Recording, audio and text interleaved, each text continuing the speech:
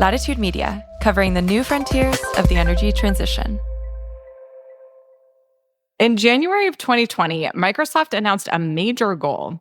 By 2030, it wouldn't just be carbon neutral, it would be carbon negative. Big point, Microsoft will be carbon negative by 2030.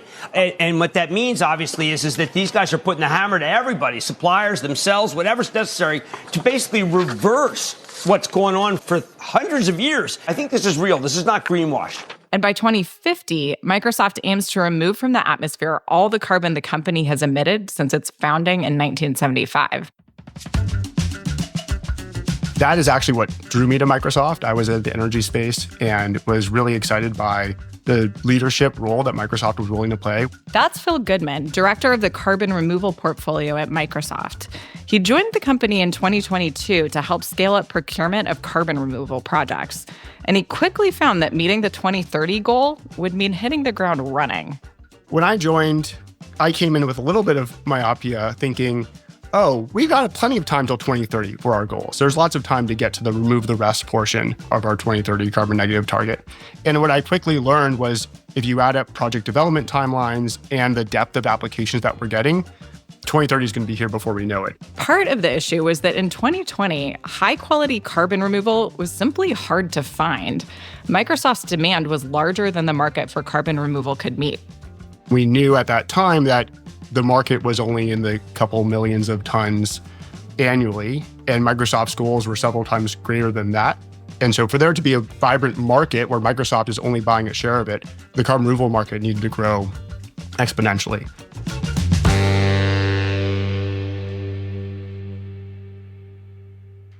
At the time, a lot of the available market for carbon removal was limited to contracts for short-term purchases, say for just a year of carbon removal. So Microsoft opened a request for proposals to try to find good candidates for carbon removal partners. Any company in the world can go on our website, submit an application, fill out a bunch of questions to help us understand, do they fit as a good candidate for our carbon removal program with the criteria that would make us feel confident that this was going to be high integrity, high quality. And the applications were sort of mediocre. Things started to change when Microsoft made a deal with Ørsted to purchase 2.7 million tons of carbon removal over an 11-year period from a bioenergy carbon capture and storage plant. Once we were able to structure that deal and we announced that transaction in the start of 2023, it became this huge signal. All of a sudden, there was a shift in the quality of applications and the depth of applications that we saw. And our 2030 goals went from, I don't know if we're going to make it there, to, wow, look at the wide number of innovation. Look at the responsiveness that suppliers have had to our past feedback. So other suppliers were encouraged by the opportunity to follow in Ørsted's footsteps. And since then, we've been on a contracting tear, finding other suppliers and then structuring agreements to make those happen. I'm Lara Pierpoint, and this is The Green Blueprint, a show about the architects of the clean energy economy. To meet global climate goals, gigatons of carbon dioxide removal, or CDR, will be needed in the second half of the century. But the markets for CDR today are just getting off the ground. This week, I'm talking with Phil Goodman, director of Microsoft's carbon removal portfolio. We talk about what it takes to structure offtake agreements for CDR and how Microsoft is helping foster emerging CDR markets.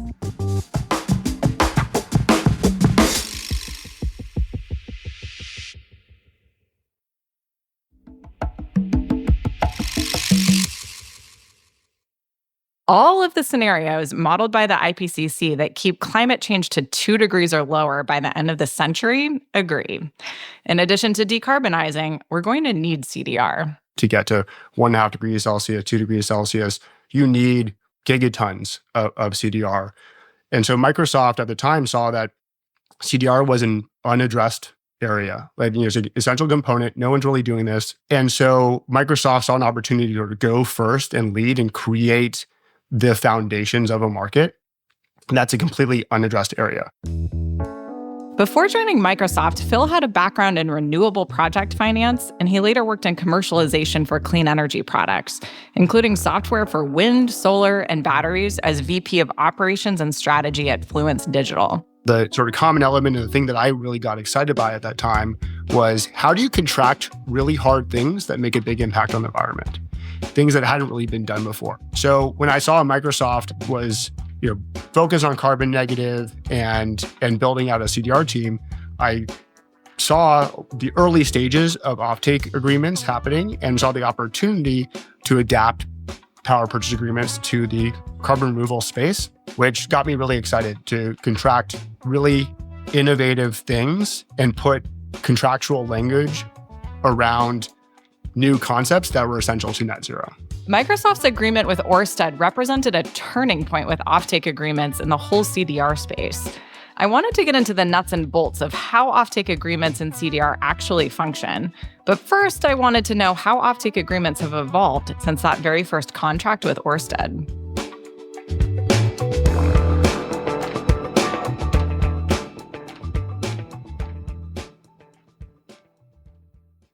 So this is really cool that you all were on the front lines of essentially changing and sort of creating a new style of offtake agreements that's much more meaningful within the CDR market space.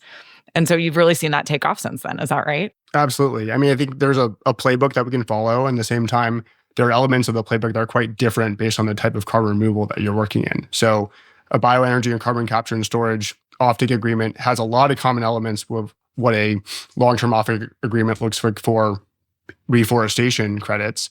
But they're also looking at different investment periods. So a reforestation project may have a much longer, naturally would want a longer term, because if you look at tree growth cycles, you'd have carbon credit generation over a long period of time. Whereas an infrastructure style BECCS project, you kind of needs a fixed, 10 to 15 year period. And there's a fixed shape to it. They need reliable offtake over that period of time. Trees grow at different rates. Depending what they do. First is pretty slowly, and then it goes fast, and then slowly again. And that shapes how you think about contracting and core commercial terms and financing and durability as well. How long is that carbon going to remain sequestered? Okay. So we've moved into a world where now we've got longer CDR offtake agreements. But the other thing, of course, that's changed since you joined Microsoft is this little known thing called artificial intelligence has become much more real than it was before. So can you say a little bit about how that's affected your work? And I'm curious to hear this in two ways. I think one is, with the growth of AI, we're going to see a lot more data centers built. We're going to see a lot more energy demand as a result of this. So how does this affect how you see Microsoft's emissions going forward and the work that you're going to need to do to abate or offset those, particularly between now and 2030? And then also, sort of separately, but I guess relatedly, how does this affect your and Microsoft's willingness to sign new offtake agreements to do even, say, more innovative things in the CDR space? Is there more work that you're going to be doing to invest, to procure the sort of CDR stuff as a result of the demand that you're seeing and the growth of AI? Yeah, AI doesn't change our sustainability goals. We're still buying CDR in pursuit of our carbon negative goal. And the AI hasn't really changed that target for us. It just increases the importance of a net zero world still needs to be possible in it, despite the AI growth. And we're encouraged to sort of keep pursuing offtake agreements from that lens. Cool. I'm curious to understand whether this particular style of demand growth gives you a little bit more room for innovation, because specifically one of the things I've observed, especially from back in the day being at a utility, is that if you've got big demand growth, and that means that you're going to be doing a lot of building, there's a lot of promise on the sort of revenue side of the equation for a business. It makes it easier for you to do more innovative things. There's kind of more headroom. There's more need, frankly, too, for doing some things that might be a little bit outside the box. Is that something that you're seeing right now, or are you generally still sticking to kind of the most proven CDR technologies you can find? Yeah, I think our CDR procurement strategy breaks down in sort of two general buckets. They're the pathways that we think can deliver scale by 2030. And in that case, I think it's more the example that you give, that you need to focus on the proven tech because scale can only be achieved so quickly. And, a hockey stick can only be so steep. We're also focused on innovation in the CDR market and focused on advancing the broader CDR market so that it could be a vibrant part of net zero economy and a vibrant part that other companies and maybe governments in the future can buy from. And it can definitely play a role in, what does the next generation of direct air capture look like? What does the next generation of marine CDR look like? Those are pathways that aren't going to be so big on our 2030 timescale, but really important in 2035 by 2040. So there's certainly opportunity to play there. I guess the other thing that comes to mind here is our carbon-free energy procurement that is tailored to where we're going to have energy or have data centers around the world. They're thinking, and that team sits right next to us, and they're thinking increasingly creatively on how you structure contracts so that you can match your scope 2 emissions in the markets where those emissions are happening. And we're certainly talking with them on an ongoing basis of ways that we can collaborate further and introduce innovation across each of our contracting approaches. Well, that's a great segue, because now I want to dig into some of the details around how you think about these contracting approaches. And so you already alluded a little bit to some of the elements that you think about when it comes to a contract, but I'm curious if you can talk about kind of the specific elements and how you structure it. And really what I'm getting at is that, when you think about kind of a typical offtake agreement for carbon dioxide removal credits, there's the really basic piece of it, which is, how many tons of carbon dioxide removal and when. But then there are these other elements too that you've already brought up around, well, how permanent is it? And how much certainty is there or isn't there around your ability to measure what this carbon dioxide removal looks like? So how do you think about all of those pieces, and how do you ultimately structure the contracts you sign? Yeah, so the backbone of our offtake agreements is built on a power purchase agreement. So I think you called out a lot of the right elements that are common to folks who've seen lots of power purchase agreements. But there's a huge difference between electricity and carbon removal. Electricity is generated and then it goes away in a flash, right? So the service is provided and it's over. In the carbon removal sense, durability, how long that carbon remains sequestered from the atmosphere, is the whole challenge. Because if you have the credit and then that tree gets cut down or burnt, or the carbon that was put in some sort of geologic storage formation a mile underground, that well gets uncapped and gets released to the atmosphere, that is sort of undermines exactly what you've just purchased. So we're highly engaged in different thoughts of durability protections and reversal management. It's sort of how we look at it in a contracting sense.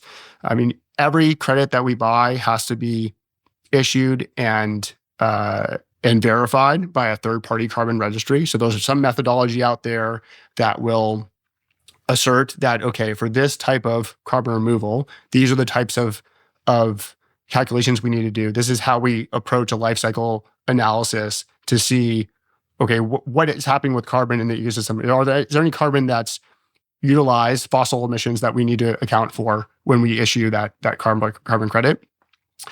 And we're looking to sort of gold plate those methodologies in the early days of the carbon market ecosystem. So if we have a forestry project that may follow a Vera 47 protocol, we're looking at what are the other elements of the project that we need to feel good about, so that we feel confident about the reputational element of the credit and that it is truly high quality.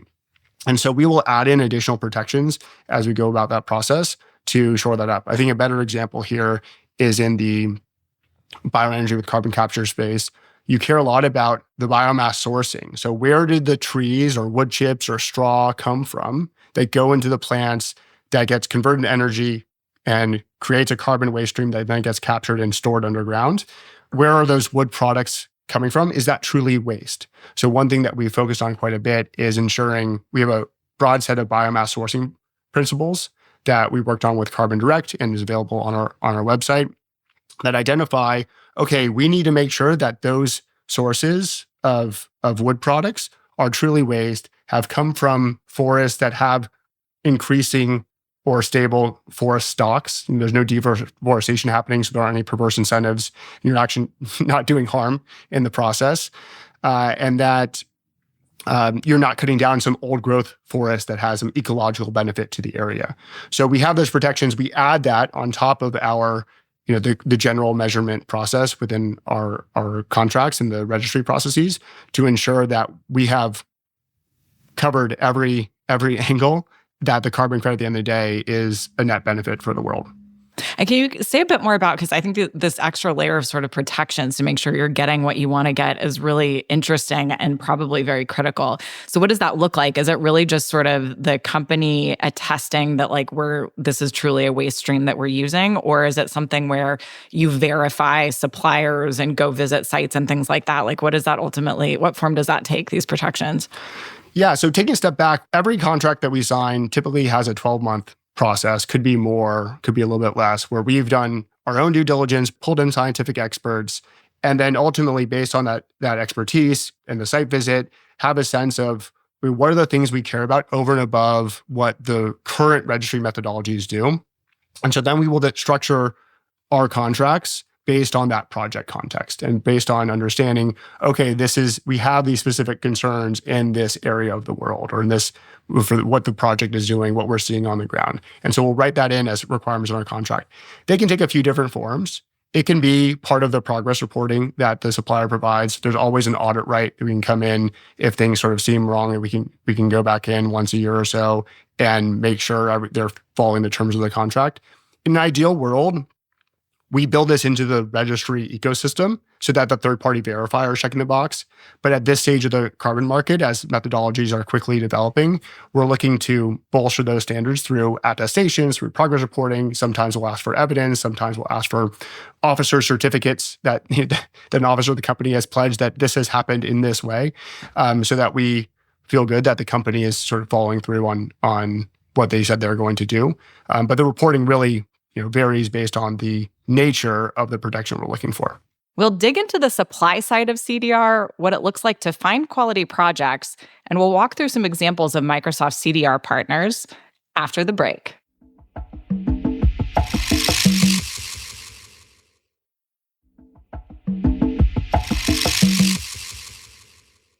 Well, so let's talk about that. Let's talk about the supply side and what it looks like when you're actually engaging with a partner. So you mentioned that you have a website and that people can kind of fill out a form and say, here's my project. So is that typically how the engagement starts, or do you also go out and kind of directly try to recruit projects? Tell us more about kind of how the engagement goes. All the above. Beggars can't be choosers. So fair enough. Our open RFP process on our website, so if you just type in and search for Microsoft Carbon Removal Program, you'll get there, scroll down, it says click here to apply. That provides us an opportunity to evaluate projects on equal terms. In the early days of the program, we established our principles for high quality carbon removal. So things like additionality, making sure that our corporate purchase is essential to the project existing, measurability, monitoring, reporting, and verification, so you feel good about the quantification methods of the credits, community fairness, so that we're doing right by the communities that are affected by these projects. That's part of like good permitting and good project development. And so we've got all those questions geared to those criteria, and the application gives us a chance to evaluate every project on its merits, because it's really important to us that we are fair across the board and give every project an equal chance to succeed. But we're out there talking to folks constantly, and I think by the nature of the number of announcements there are, Microsoft buying various forms of carbon removal, lots of suppliers already know, okay, Microsoft's a way to come approach us, is a buyer out there, and we'll evaluate their project. So we get requests to chat, we get inbounds through our sales organization, companies that Microsoft is trying to sell to, but they also may have some carbon credit opportunities. So we're looking at all those opportunities, but ultimately direct companies to apply to our application. And then we can evaluate them on even terms and run them through our procurement process, so we can check the boxes against our criteria at the end of the day. And so when you say no to a project, what are the most common reasons that you're saying no? The most common way we say no to a project is because it's too early. They haven't yet thought through all the elements that are in the application. So we don't yet know. They may not have a site selected. So you don't know what the impacted communities are going to be. They may not have fully identified what a life cycle analysis looks like for the project. Where are the system boundaries? And so where are they going to get their carbon, the sort of source material, the inputs, and how are they going to sort of turn it into a carbon credit? Companies can be at various stages. They don't have to have an LCA before they apply. They don't have to have sourcing contracts. But some of those pieces need to be filled in, so we have a good sense of where they're going to be afterwards. Sounds good. And conversely, are there a couple of things that are sort of baseline, unless you have this, don't bother applying? It sounds like maybe site selection is one of those things. Are there other sort of bright line things you're looking for? I think you have to have a good sense of their unit economic model. So you have to know, okay, what are my revenues going to look like? How many credits do I want to sell into the market? What are my other revenue streams? And what are my key cost items? And how can I then be sure, and your buyers as well be sure, that there is additionality from the carbon credit purchase? So thinking through a unit economic model to understand what your returns are going to be and have those inputs sort of firmed up a little bit. If you don't have a picture of what your sourcing is going to look like, if you don't have a picture of what your land cost is going to look like, it's probably pretty hard to submit to our application. The carbon equivalent is the carbon accounting math. So you've got to have a view of what are your, how many credits are you going to be able to produce, which, working backwards, requires you to have a sense of how much carbon are you going to sequester? Are there any process emissions in the course of generating that credit that you're going to need to deduct? And what's your plan to get those verified? So it sort of comes down to numbers, I'd say, is the starting point. What's your financial model look like? What's your carbon accounting model look like? And having those sketched out is essential. You can have open questions, and we can work with any supplier on those open questions in the process, but we've got to know where they're going and have a good sense of quantities and timing. Okay. And then that leads to my next question. So when we talk to infrastructure investors and really a lot of growth equity funds too, the refrain that we often hear is, yes, we are delighted to invest in projects. We just need to see proven unit economics in the form of full-scale commercial facility that's been up and running for at least X number of months so that we're very clear exactly what the unit economics are going to be on this thing you now want to build. So, of course, you sign an offtake agreement. You're ready to work with these partners. You like the unit economics, you believe in sort of the modeling that they've done that will get them to these numbers. But then at the end of the day, they still have to finance this facility and build it. So how does that tend to work? Are you all ever actually supporting the sort of direct investment in these projects? Are you helping them find investors? Do you find that they're almost always using venture capital and sort of financing on their own balance sheets if they're a little bit earlier? What are the sorts of things that you're seeing on the actual sort of project investment side? We typically work with three types of suppliers. You've got the established, typically energy companies that are looking to diversify their revenue streams, add a new revenue stream from some sort of low carbon business. You've got companies that are traditional carbon market players that have done a lot in the carbon avoidance world and are trying to move into carbon removal. And then you've got startups, pure play ideas, thinly capitalized. And so I think the financing model varies based on each of those. In the first case, there is some sort of corporate finance agenda. They may end up thinking about project finance, but they're going through corporate balance sheets and like they would any other new capital project. In the second category, they'll probably engage a little bit more in project finance, or depending on the strength of their balance sheet. And our offtake sort of critical component of that, so that you've got a high creditworthy offtaker on the other side, and they can go raise capital against that. And then the third case of the sort of startup model, anything's on the table. There are some venture approaches and project-based approaches, but we vary our contracting in two big ways. So if the project's ready for scale, we will work through a long-term offtake agreement that's modeled off of PPA. If the project is not ready for scale yet, that may be a factor of the supplier not being ready yet. They're still working through an idea. The tech's pretty nascent.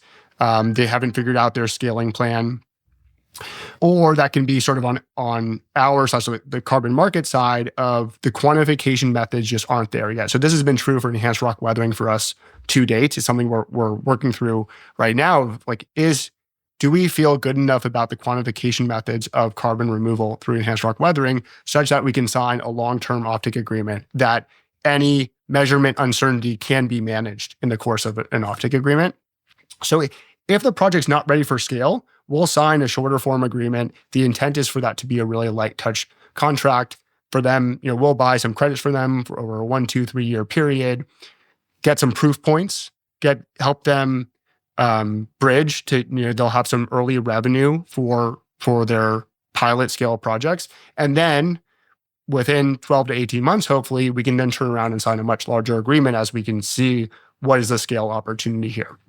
And so we hope that by matching those different offtake structures, we don't have to do as much due diligence on the smaller purchase agreements. Those are 1, 2, 3 years in nature, that can help them get going so they can get to that commercial scale facility and proven financing and raise the full capital stack. Let's talk a little bit about Chestnut Carbon. Tell us a bit about what makes Chestnut Carbon a good partner, and tell us some more about kind of the nature of your agreement with them. Yeah, so Chestnut was founded within a private equity firm focused on oil and gas, and they've evolved quite a bit into a forestry operation that's quite sophisticated. Their plans are to plant, I think it's 35 million trees across 5 different states in the southeast of the U.S. We signed a deal to purchase, I believe, 8 million tons of carbon removal from them over a period of time. And they know finance very well. So they were able to pull in JP Morgan as a key financier, and show, what does the bankability look like for an offtake agreement? So bankability being that investors are willing to come into a project knowing that the revenue purchase from Microsoft is secure, that we are going to stay in and buy the carbon that actually gets generated from it. So, Chestnut has helped navigate any of those challenges and ensure that the project finance picture can sort of come together for a mass scale reforestation project, which is not so common. Typically those agreements exist for heavy infrastructure. So to do it on 35 million trees across the U.S. is a big milestone. Tell us more. What are your other favorite deals that you've done, and how are they structured?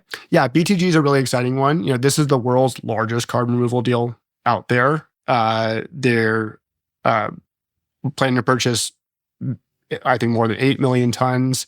They're planning to plant 100 million trees, and they're converting degraded cattle pasture in the Brazilian Cerrado, which is the second largest biome in Brazil after the Amazon. So they're planting trees in this place that's been deforested and with a mix of native species and eucalyptus plantations. And while they're doing that, they're restoring native ecosystems. And so the eucalyptus is used as sustainable timber production on land that does not have good alternate uses. The native tree planting is sort of restoring those ecosystems. We're in a pay-go relationship with them, where we'll buy the credits as they sell them to us, and they've raised well over half of their $1 billion fund. And on the timber side, they're working with best-in-class FSC standards. So that gives us a lot of credibility in where they're going and that the quality of the project is at the top. You've mentioned at various points both engineered, carbon dioxide removal as well as nature-based solutions. Do you all kind of have a preference for one over the other, or do you think about the sort of differentiated advantages and disadvantages and kind of you do all of the above opportunistically? Yeah, we have an all-the-above strategy to carbon removal, but it requires us having a balanced portfolio. So the target is, we segment the CDR market based on durability. So for us, low durability carbon removal is, you expect that carbon to be sequestered for 100 years or less. There's medium durability, 100 to 1,000 years, and then high durability, which is millennia plus. And so for 2030, for us to meet our goals and for us to build a high-quality carbon removal market, we've been targeting for about half of the portfolio to be low durability and half to be medium and high. There are different approaches to the carbon removal market. Our view is that the climate crisis is happening now, and that there are not only carbon benefits, but also ecological benefits that can happen from nature-based solutions, typically low durability, in the typically low durability category, that can buy us important time against, as we work toward a net zero world. So we're looking at that 50-50 split and then buying projects within those. And we think about portfolio diversification across that. So we don't want to be too deep in any one technology or too deep with any one supplier or any one project. So in the low durability, there are certain pathways that we think are more likely for scale by 2030. Those are primarily afforestation, reforestation, and restoration, improved forest management, and soil carbon. Like each of those has good quantification methods that can make us, and projects that can scale by 2030. Medium durability is mostly biochar. And then in the high durability space, bioenergy with carbon capture and storage has been the most, we have the highest confidence in that and the widest range of suppliers that can deliver meaningful volumes on the 2030 timescale. But there's also direct air capture and enhanced rock weathering that may be able to get to that sort of same level of confidence. And we're still working through those opportunities today. So what do you think the future holds for these potentially 500 plus CDR companies out there? Do you think they'll all be around, sort of eventually, or do you think that we're going to see a winnowing of companies that are operating in this space? I sincerely hope they'll all be around, but I think history shows that there will certainly be a winnowing. What we're focused on is ensuring that high quality carbon removal has funding today and has offtake today. And so we see about 250 applications per year, and mostly from 200 plus suppliers. And we're seriously considering over 100 projects right now in our pipeline. Not all of those will make it through. I would guess fewer than half do. But a lot of the other half the half that we'll reject, or more than half that we'll reject, we'll provide feedback on, okay, this is what it takes for you to improve. This is what we need to see for you to come back. So for many companies, that will be enough guidance for them to work on some things, work on a pilot, advance an LCA, make some key hires, help them shore up their application. For others, they won't have enough time to do that. And then, we'll see, I think, with any emerging marketplace, that the suppliers will sort of regravitate to what are the tech pathways that are going to work out. So I don't have a crystal ball of the types of carbon removal that we buy today, which of those will actually be still there in 2040. But I couldn't tell you right now that which ones are not going to make it. And so our approach is, let's keep all those options on the table. Let's try to maximize the total addressable market for carbon removal and give suppliers every chance they can to succeed. And then, they'll calibrate and run to the more promising pathways. Do you think that the corporate market for carbon dioxide removal credits will be enough to create a really strong ecosystem of carbon dioxide removal to get us to net zero by 2050?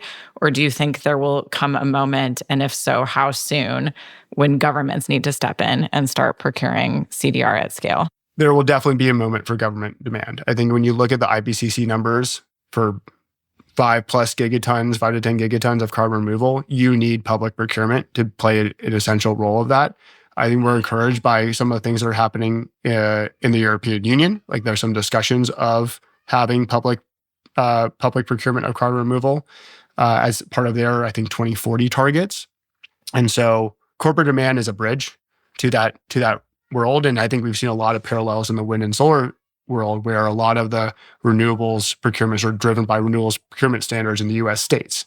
And so granted, it's utilities who are doing that, but on behalf of state targets. So in order for carbon removal to be vibrant in the 2040, 2050 timeline, we'll definitely need public demand to be a core element of it. Okay, I have one final question for you. If I could give your team, Phil, $100 million tomorrow to do something creative or to augment what you're already doing, what would you do with it? I've got two ideas. One idea is, frankly, a fund to help startup supplier companies in the CDR space that is independently managed, because we want to have an arm's length relationship for Microsoft to help them understand what is necessary to develop a high quality carbon removal project, and give them, maybe allocate small pockets of funding and perhaps resourcing and expertise, kind of like an incubator, to get them moving and perhaps different from other incubators out there, make sure that incubator has enough sort of buyer input and registry input to know what is going to look like. My other idea is, how do you shore up the verification space, perhaps with more artificial intelligence? Because we need to move faster to verify the carbon removal that happens from millions of trees, or even in the biochar space where you have modular units, but overall you're going to want to verify in a larger scale. So to throw some sort of focus on shoring up methodologies in a way that you can feel good a third party is coming out and stamping carbon credits and saying that that means a metric ton of carbon was removed from the atmosphere, that will make everyone a lot more excited and perhaps less gun shy to buy carbon removal. I love that you said that. Well, thank you so much, Phil. Really appreciate all the insights that you've given, especially around how to do offtake agreements. Thank you for being here. It was a pleasure to speak with you. Phil Goodman is the director of the carbon removal portfolio at Microsoft. The Green Blueprint is produced by Latitude Media in partnership with Trellis Climate. The show is hosted by me, Lara Pierpoint. This episode was produced by Alexandria Hare and Ann Bailey. Ann Bailey is our senior editor. Sean Marquand is our technical director. Stephen Lacey is our executive editor. If you'd like to suggest topics or guests for the show, send an email to thegreenblueprint@latitudemedia.com. You can listen to The Green Blueprint at latitudemedia.com or subscribe wherever you get podcasts. And if you have fellow clean energy or climate tech travelers who would benefit from insights in this show, send them a link. This is The Green Blueprint, a show about the architects of the clean energy economy.